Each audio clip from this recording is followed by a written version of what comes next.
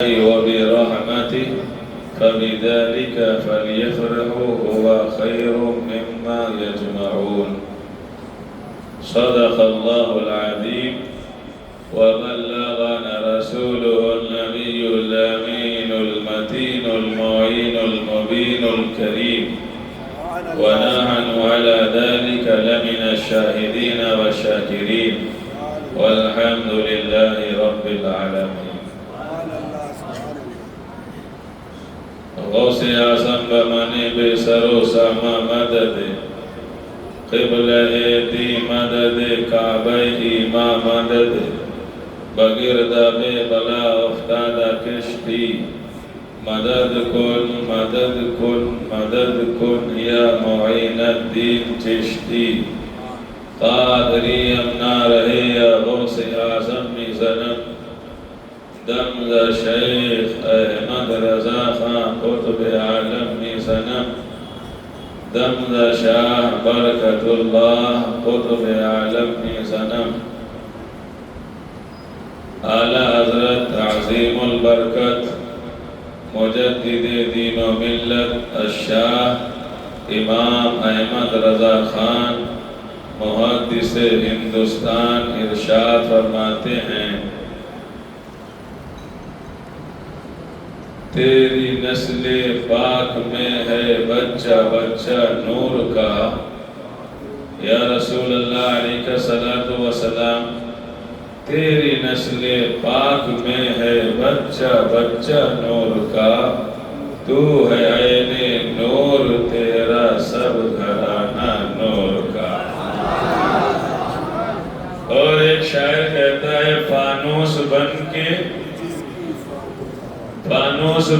جس کی حفاظت ہوا کرے، فانوس بن کے جس کی حفاظت ہوا کرے، وہ شمع کیا بجھے جسے روشن خدا کرے. وہ شمع کیا بجھے جسے روشن خدا کرے.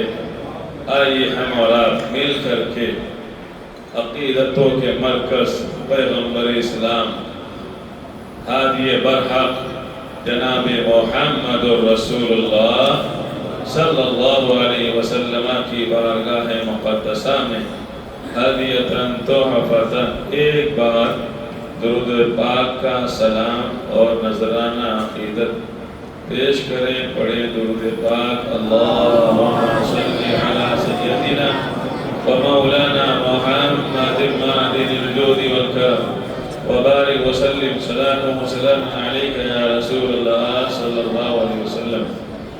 معزز سامعین کرام، میں نے آیت کریمہ کی تلاوت کا شرف حاصل کیا. 11ویں پارے سورہ یونس آیت نمبر 58 ہے، جس کا ترجمہ ہے، اے محبوب آپ فرما دیجئے. کیا فرما دیجئے؟ کہ اللہ کے فضل اور اس کی رحمت کے ملنے پر خوشیاں مناؤ. اللہ کا فضل ملے، کوئی نعمت ملے تو اس کے اوپر خوشی مناؤ. اس آیت کی روشنی میں اللہ نے جہاں ہمیں تمام نعمتیں عطا فرمائی ہیں، وہیں ایک بہت بڑی نعمت اپنا محبوب ہم گنہگاروں کو عطا فرمایا ہے. اب یہ محبوب اللہ نے ہمیں عطا فرمایا ہے. میں آپ کو بتانا چاہتا ہوں، کوئی خوشی ایک لمحے کے لیے ہوتی ہے، کوئی خوشی 1 گھنٹے کے لیے ہوتی ہے، کوئی خوشی 1 دن کے لیے ہوا کرتی ہے، کوئی خوشی 1 ہفتے کے لیے ہوا کرتی ہے، کوئی خوشی 1 مہینے کے لیے ہوا کرتی ہے، کوئی خوشی 1 سال کے لیے ہوا کرتی ہے. لیکن ہم ایمان والوں پر، ہم مسلمانوں پر، ہم گنہگاروں کے اوپر اللہ نے ایسا فضل فرمایا ہے، ایسا کرم فرمایا ہے. اس نے نعمتیں دی ہیں. کسی نعمت کے ملنے پر ہم نے 1 لمحہ خوشی منائی ہے، کسی نعمت کے ملنے پر ہم نے 1 گھنٹے خوشی منائی ہے، کسی نعمت کے ملنے پر ہم نے 1 ہفتے خوشی منائی ہے، کے ملنے پر ہم نے ایک سال خوشیاں منائی ہے، لیکن اے پاک پروردگار تیرا احسان ہے، تیرا یہ فضل ہے، تیرا یہ کرم ہے ہم گنہگاروں پر کہ اپنا محبوب عطا فرما کر کے ہمیں ہمیشہ خوشیاں منانے کا موقع عطا فرما دیا ہے۔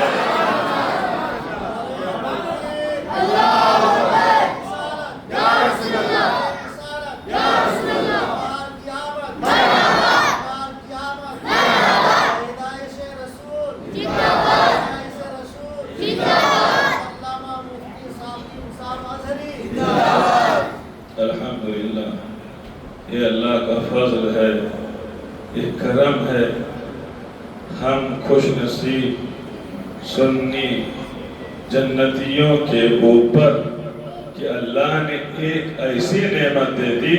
اے میرے بندو، اے میرے بندو، تم کسی نعمت کے ملنے پر ایک لمحہ، کسی نعمت کے ملنے پر ایک دن، کسی نعمت کے ملنے پر ایک ہفتہ، لیکن لو میں اپنا محبوب عطا کر رہا ہوں، اب تم ہمیشہ ہمیش اس نعمت کے ملنے پر خوشیاں مناتے رہو۔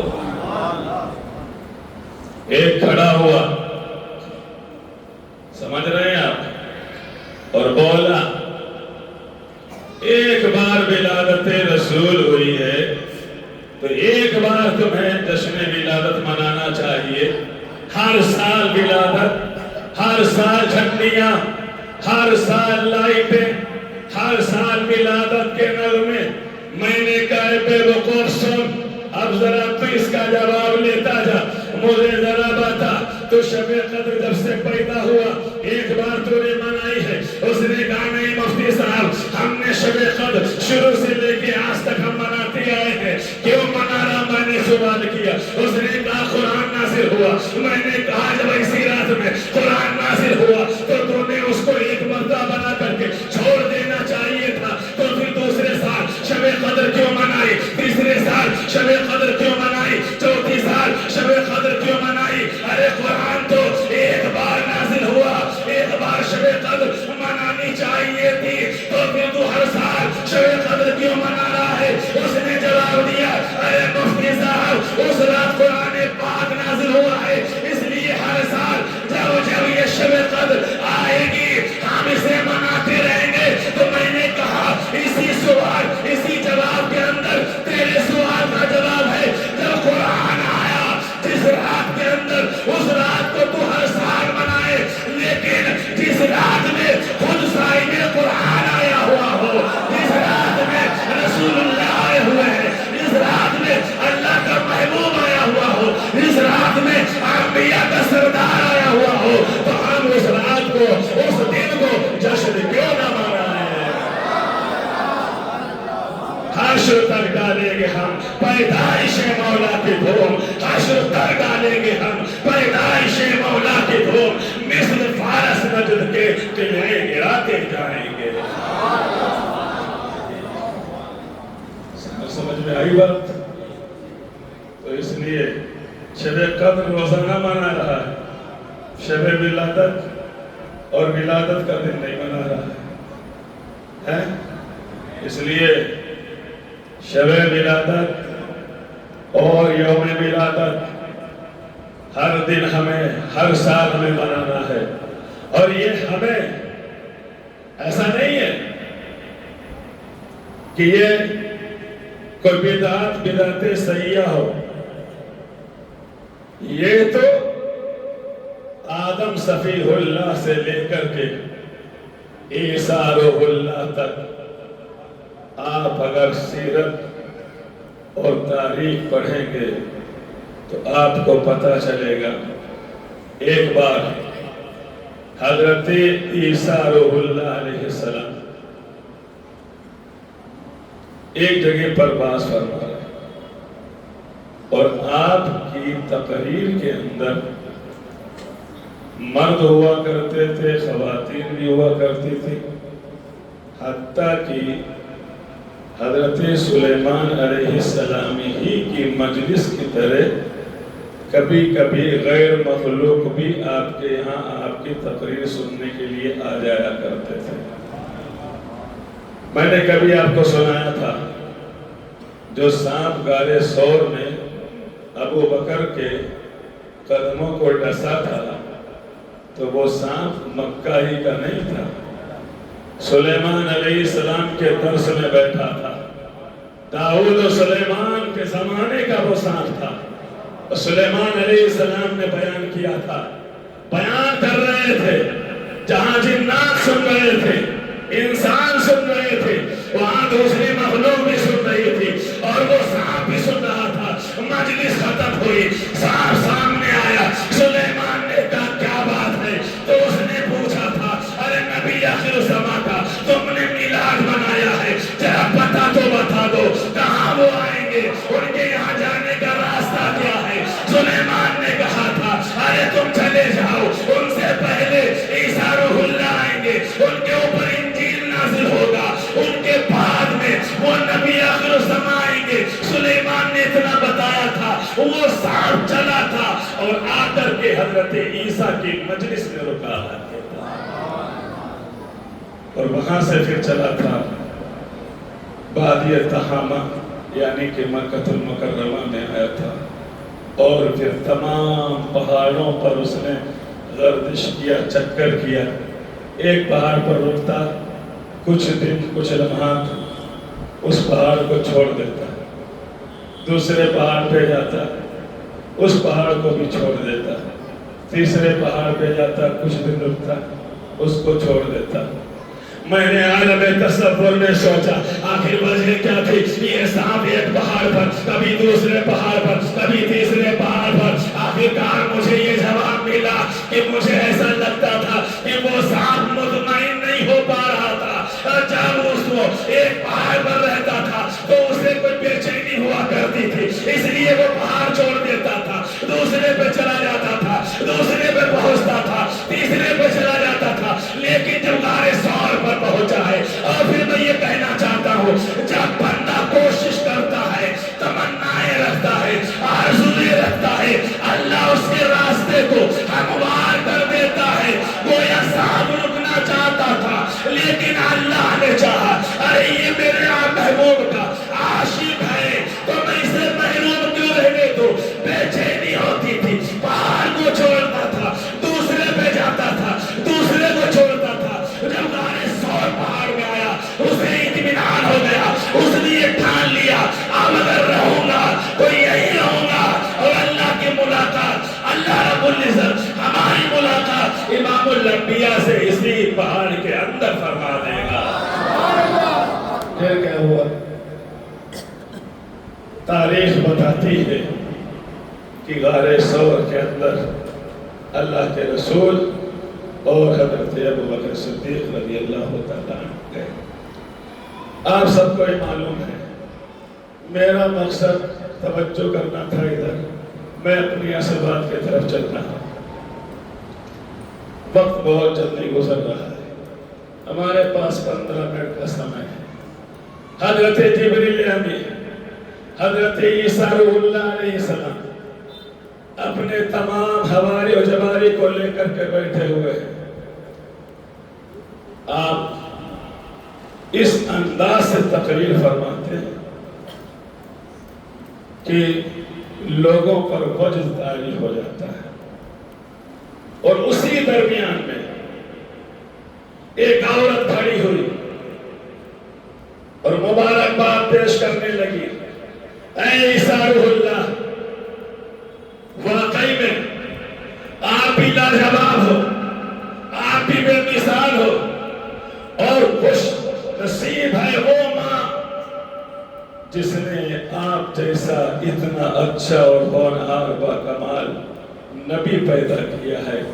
جب اس عورت نے کھڑے ہو کر کے یہ کہا تھا تو حضرت عیسیٰ روح اللہ علیہ السلام نے کہا تھا، اے پیاری عورت، تو میری تعریف مت کر، میری ماں کی تعریف اپنی جگہ پر ہے، میری تعریف اپنی جگہ پر ہے، لیکن اے عورت سن لے، اے مجلس میں بیٹھنے والوں سب کے سب سن لو، ارے میں آخری نبی نہیں ہوں، ارے میں تو عیسیٰ روح اللہ ہوں، تو میں بتانا چاہتا ہوں کہ میرے بعد ایک آخری نبی پیدا ہوں گے جن کا نام احمد بھی ہوگا، محمد بھی ہوگا، دنیا کے اندر سے بلائیں گے، عرش والے انہیں احمد کے نام سے بلائیں گے۔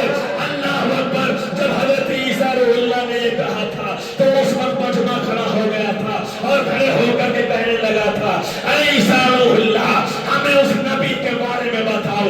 حضرت عیسیٰ روح اللہ بتاتے جا رہے ہیں، گویا کہ میلاد مصطفیٰ سناتے جا رہے ہیں، بتاتے جا رہے ہیں، میلاد مصطفیٰ پڑھتے جا رہے ہیں، آپ بتاتے جا رہے ہیں، رسول اللہ کا نظمہ سناتے جا رہے ہیں۔ گویا آپ نے یہ کہہ کر کے اپنی بات کو ختم کر دیا تھا، اے لوگو، اس نبی کا نام دنیا میں تو محمد ہوگا اور آخرت میں احمد ہوگا۔ اسی کی طرح اعلیٰ حضرت فرماتے ہیں، فاشو علیہ تیری شوکت کا علو کیا جانے، حشربہ عرش میں اڑتا ہے فریضہ تیرا۔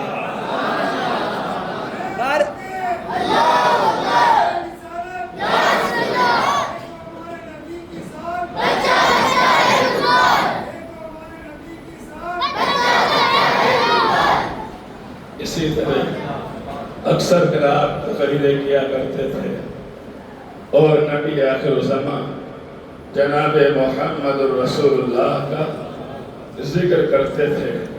آدم نے ذکر کیا، نوح نے ذکر کیا، موسیٰ کلیم اللہ نے بھی خطبہ پڑھا، عیسیٰ روح اللہ نے بھی آپ کا خطبہ پڑھا۔ آپ کے جد امجد حضرت ابراہیم اور اسماعیل، انہوں نے بھی آپ کا خطبہ پڑھا۔ حضرت ابراہیم نے تو آپ کو دعا سے مانگا۔ اللہ کے رسول فرماتے ہیں، میں اپنے جد امجد حضرت ابراہیم کی دعا ہوں اور حضرت عیسیٰ کی بشارت ہوں۔ اللہ رب العزت کے پیارے محبوب ابھی شکم مادر میں ہے، اور میں آپ کو بتاتا چلوں، آج کی یہ تقریر اور کل کی تقریر میں سنا رہا ہوں تفصیل سے، لیکن انشاءاللہ جمعرات کے دن میں صرف اور صرف ولایت رسول ہی سے متعلق آپ حضرات کے سامنے بات کروں گا، اور اس کے علاوہ اعلان شائع ہو جائے گا۔ الحمدللہ یاد آ گیا تو میں ذکر کرتا ہوں تقریر کے درمیان میں ہی۔ کل بعد نماز ظہر مدرسہ رضویہ کے اندر خواتین کا پروگرام رکھا گیا 1500 سالہ کی مناسبت سے۔ عالماں جو ہیں، دو انہوں نے اور بچیوں نے مل کر کے یہ پروگرام منعقد کرنے کی کوشش کی۔ آپ حضرات اپنی بچیوں کو، اپنی بیٹیوں کو، ہماری جو مائیں ہیں ان کو آپ بھیجیے تاکہ وہاں جا کر کے نعت رسول بھی سنیں اور تقریر بھی سنیں، معلومات کی اضافہ ایک چیز۔ دوسری چیز، جیسا کہ میں نے جمعے میں اعلان کیا تھا لیکن ایک دو باتیں رہ گئی تھی، وہ میں گوشہ گزار کروں اور انشاءاللہ یہ آپ کو واٹس ایپ پہ بھی مل جائے گا انشاءاللہ۔ ولادت رسول کے وقت انشاءاللہ فجر کی اذان سے تقریباً 1 گھنٹہ پہلے، اذان کس وقت ہوتی ہے؟ 5:10 پر انشاءاللہ العزیز ہم 4 بجے مسجد میں آنے کی کوشش کریں گے۔ اس کے بعد نعت خوانی ہوگی۔ نعت خوانی کے بعد اگر ٹائم ہوا تو 5-10 منٹ کا بیان ہو جائے گا، ورنہ بیان ضروری نہیں۔ نعت خوانی اور اس وقت ولادت رسول سے متعلق جو صلاۃ و سلام ہے وہ انشاءاللہ پڑھا جائے گا، اور اس کے بعد فاتحہ خوانی ہوگی اور شیرینی تقسیم ہوگی، اور پھر فجر کی اذان لگے گی۔ فجر کی نماز پڑھ کر کے آپ گھر تشریف لے جائیں گے۔ 5:30 بلکہ 6 اور 8 کے بیچ میں آپ کو 2 گھنٹے کا ٹائم ملے گا۔ 6 بجے ہم صلاۃ و سلام پڑھتے ہیں فجر کا، 6 سے لے کر کے 8 بجے ہمارا جلوس یہاں سے روانہ ہو جائے گا۔ 2 گھنٹے ہمیں مل رہے ہیں تیاری کرنے کے لیے۔ نہائیے، دھوئیے، عطر لگائیے، آرام سے جم کر کے آ جائیے، اور بھی جو ہوگا اس وقت وہ کریں گے۔ شان کے ساتھ انشاءاللہ ہم جلوس محمدی صلی اللہ علیہ وسلم نکالیں گے. ٹھیک ہے؟ درود شریف پڑھیں. اللہم صلی علی سیدنا مولانا محمد معدن الجود والکرم وبارک وسلم. صلاۃ و سلام علیک یا رسول اللہ صلی اللہ علیہ وسلم. کچھ باتیں حضرت آمینہ رضی اللہ تعالی عنہ سے متعلق کل رہ گئی تھی، وہ میں بیان کر کے اپنی گفتگو کو یا تو آگے بڑھاؤں گا یا پھر ختم کر دوں گا. دیکھتا ہوں ٹائم کتنا ہوتا ہے. حضرت آمینہ اللہ کے رسول صلی اللہ علیہ وسلم آپ کے شکم مبارک میں ہے. حضرت آمینہ کہتی ہیں جیسا کہ آپ نے کل سنا کہ جب اللہ کے رسول شکم مبارک میں آئے تو ہمارے طور و طریقے بدل گئے. کیا دیکھتی ہوں کہ جب میں پانی لینے کے لیے چلتی ہوں تو دھوپ ہوا کرتی تھی تو بادل کا ٹکڑا آ کر کے ہمارے اوپر سایہ کر دیا کرتا. حضرت آمینہ فرماتی ہیں کہ جب میں گزرتی تھی اور کبھی ایسا ہوتا تھا کہ باریک چپل باریک جوتی ہونے کی وجہ سے آپ کے طلبوں میں شکم مادر میں جب آقا نہیں تھے تب وہ گڑ جایا کرتے تھے. اور جب آقا کریم صلی اللہ علیہ وسلم آپ کے شکم مبارک میں پہنچے، آمینہ فرماتی میں چلتی تھی تو راستے کا جو پتھر ہوا کرتا تھا وہ جو ہے نرم پڑ جایا کرتا تھا، نرم پڑ جایا کرتا تھا. اور جب آپ کنویں کے پاس پہنچتی تھی تو پانی اوپر آ جایا کرتا تھا. ایک بار حضرت آمینہ کہنے لگی، سوچنے لگی، جب یہ پہلی کی بات ہے، جب آپ کو اس کے بارے میں یہ مکمل پتہ نہیں چلا، یقین نہیں ہوا، یہ تو بعد میں دھیرے دھیرے پتہ چلا کہ جو شکم مبارک کے اندر ہے اسی کی برکتیں ہیں. اس سے پہلے ہی جو چینجنگ آئی تو حضرت آمینہ کہتی ہیں کہ میں سوچنے لگی کہ آخر کیا وجہ ہے کہ جب میں چلتی ہوں تو پھر بادل سایہ کرنے لگتا ہے، جب میں چلتی ہوں تو راستے کے پتھر نرم ہو جایا کرتے ہیں، اور جب میں کنویں پاس پہنچتی ہوں تو پانی اوپر آ جاتا ہے. اللہ اکبر. آمینہ یہ سوچی رہی تھی، آمینہ یہ خیال کری رہی تھی کہ پتھر کی طرف سے، بادل کی طرف سے، کنویں کی طرف سے، شجر و حجر کی طرف سے آوازیں آنے لگی. اے آمینہ تیرے شکم مبارک میں جو بچہ ہے وہ عام بچہ نہیں ہے. ارے جیسے وہ انسانوں کا رسول ہے ویسے ہی وہ ہم پتھروں کا بھی رسول ہے، ہم بادلوں کا بھی رسول ہے، ہم ذروں کا بھی رسول ہے، ہم درختوں کا بھی رسول ہے، ہم پانی کا رسول ہے. اے آمینہ جہاں جہاں خدا کی خدائی ہے وہاں وہاں یہ جو تیرے شکم میں بچہ ہے اس کا نام مصطفیٰ ہے، وہاں وہاں اس کی مصطفیٰ ہے.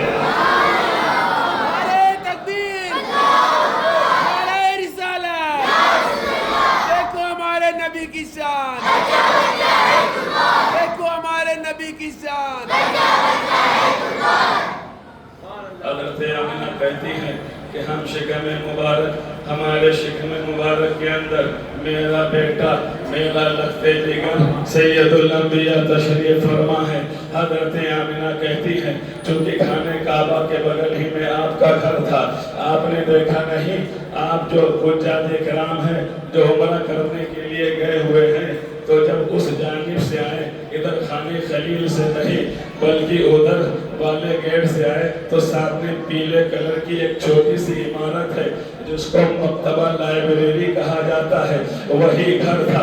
آپ اندازہ لگا سکتے ہیں خانہ کعبہ سے اور اس کی دوری کتنی ہے، اور ہم چلو مان لیتے ہیں دوری آج در و دیوار ہے، اس وقت اس قدر در و دیوار نہیں تھے.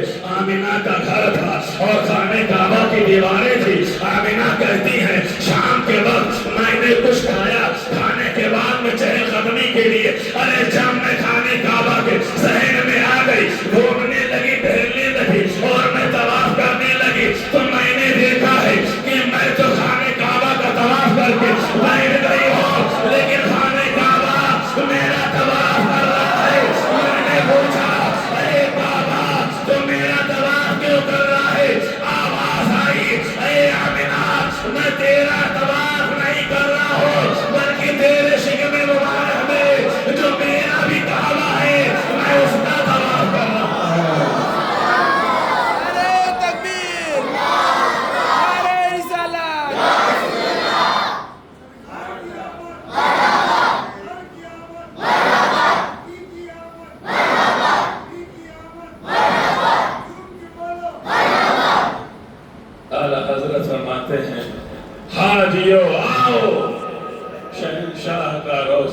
دیکھو، حاجیو آؤ شہنشاہ کا روزہ دیکھو، کعبہ تو دیکھ چکے اب کعبے کا کعبہ دیکھو۔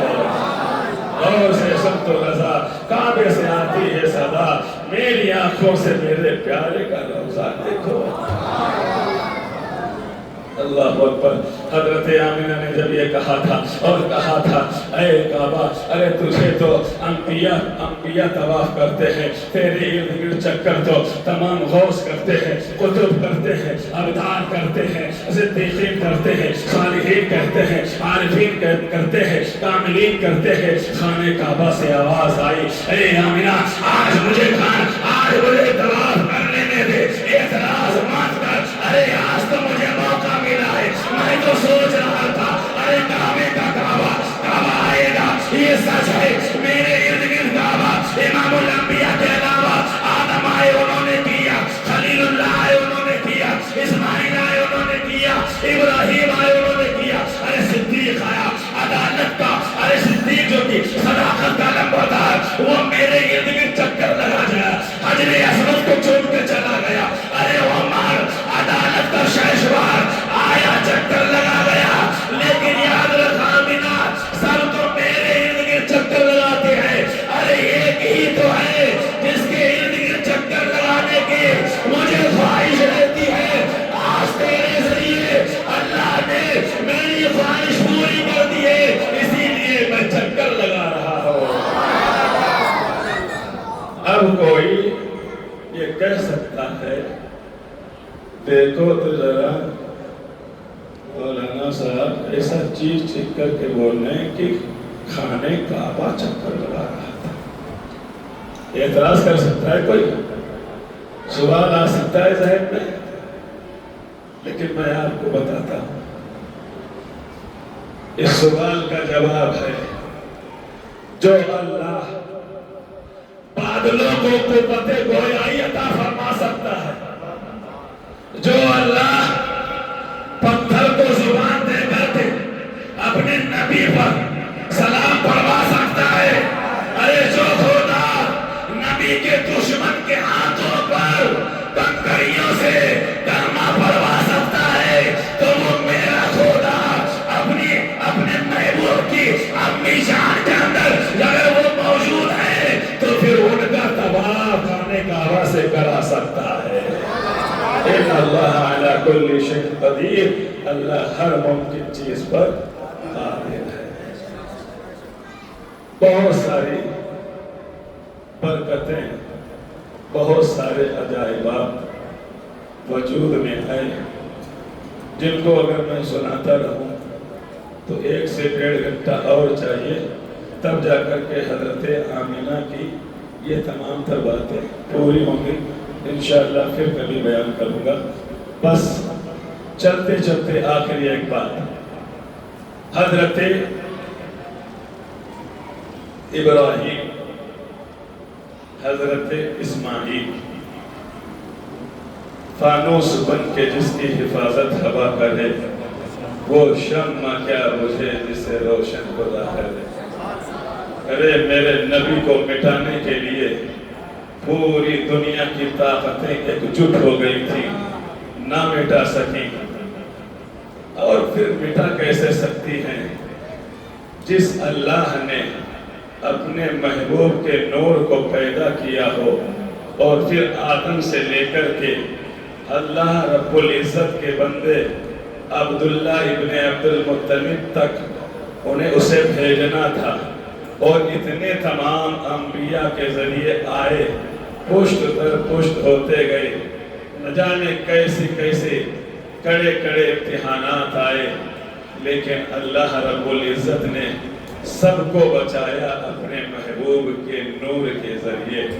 آپ کیا جانتے ہیں؟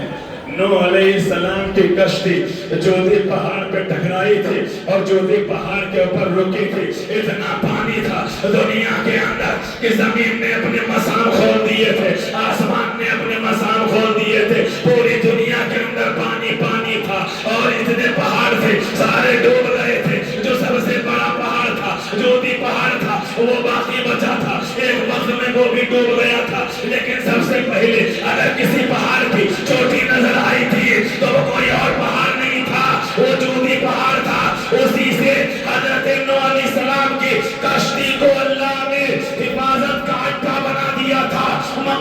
بنا دیا تھا. ارے اس کے پیچھے برکت کس کی تھی؟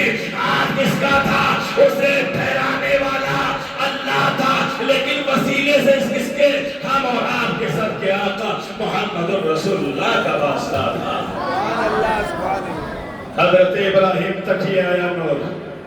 حضرت ابراہیم کے بارے میں آپ نے سنا، برکتیں دیکھیں نور کی. ارے نور کی برکتیں ہیں یہ. اور جب سراپا نور دنیا میں آ جائے تو پھر اس کی برکتوں کا عالم کیا ہوگا؟ ابھی یہ نور ہے جو کہ ابھی باہر نہیں آیا ہے.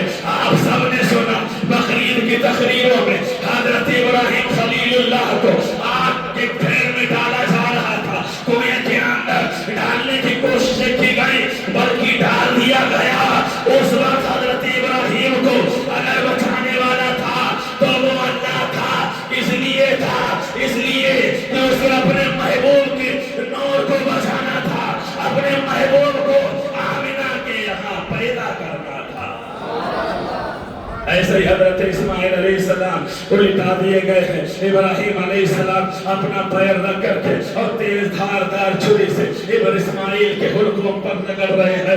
اللہ اکبر. ارے اس چھری کا کام ہوتا ہے نرم و نازک، اگر گلا مل جائے تو ایک دم جو ہے الگ کر دینا. لیکن تاریخ بتاتی ہے، سیرت اسماعیل بتاتی ہے، ابراہیم نے چھری کو اٹھایا تھا، اسماعیل کے نرم و نازک حلقوم پر رکھا تھا. ابراہیم نے پوری طاقت لگاتی تھی لیکن چھری نے اسماعیل کے گلے کو کاٹا نہیں تھا. کیوں؟ ابراہیم پوری طاقت لگا رہے ہیں اور تو اور چھری کا کام ہے کاٹنا، پھر بھی نہیں کاٹتی ہے. اللہ اکبر. حضرت ابراہیم نے پتھر پر دے مارا، دو ٹکڑے ہو گئے. حضرت ابراہیم نے کہا اے چھری کیا بات ہے، تو نے پتھر کے دو ٹکڑے کر دیے لیکن میرے بیٹے اسماعیل کا گلا نرم و نازک ہے، پھر کیوں نہیں چل رہی ہے؟ تو چھری نے جواب دیا الخلیل یامرنی والجلیل ینہانی. ابراہیم مجھے تم چلنے کا حکم دے رہے ہو اور جو جلیل ہے میرا رب ہے وہ مجھے روکنے کا حکم دے رہا ہے. اب بتاؤ میں تمہارا حکم مانو کہ رب ذوالجلال کا حکم مانو؟ پھر کیا ہوا؟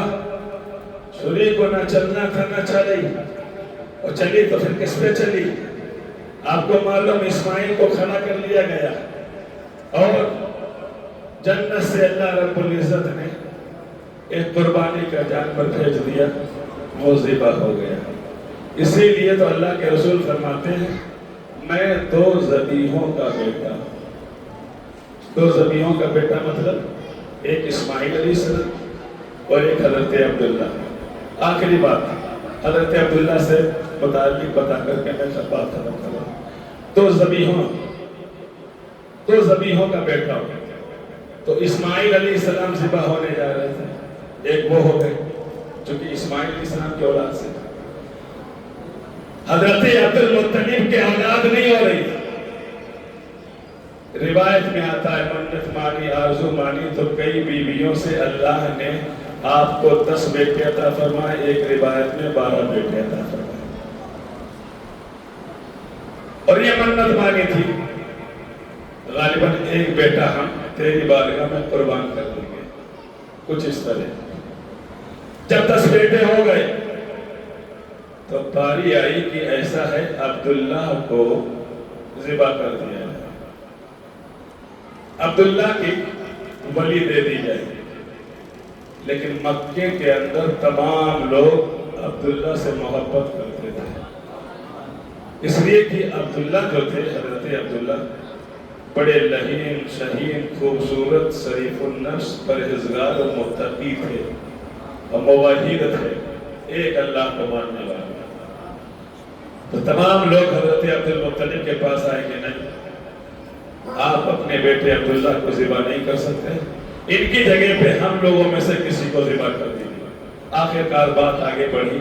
پھر یہ طے ہوا کہ ایسا کرتے ہیں کہ 10 اونٹ اور عبداللہ کے درمیان میں ہم قرآن اندازی نکالتے ہیں. ایک بار قرآن اندازی کی گئی تو عبداللہ کا نام آیا، 10 اونٹ ذبح کر دیے. پھر قرآن اندازی کی گئی پھر حضرت عبداللہ کا نام آیا، پھر دستور دیوا کر دیا۔ اس طرح اللہ رب العزت نے اپنے محبوب کے نور کو، اپنے محبوب کو محفوظ فرمایا اور عبداللہ کے ذریعے حضرت آمینہ کے شکم میں پہنچایا۔ اسی لیے تو شاعر کہتا ہے فانوس بن کے جس کی حفاظت ہوا کرے وہ شمع کیا بجھے جسے روشن خدا ہے۔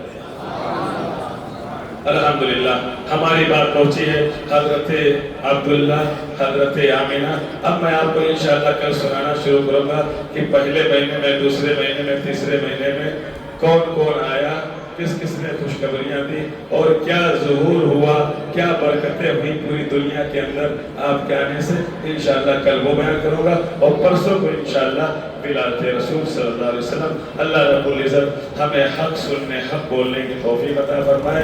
ایک بار بلند آواز سے کلمہ طیب کا ورد کریں، لا الہ الا